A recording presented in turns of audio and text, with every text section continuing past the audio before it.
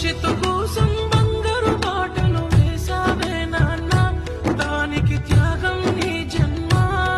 నా జీవితాంతం రుణపడి ఉన్న చాలున ఈ జన్మ, నీ రుణం తీర్చుకోగలనా? ఆకలి మించని కష్టం నీది, నీ ఆకలిని పట్టించుకోనిది. ఊపిరి పోసిన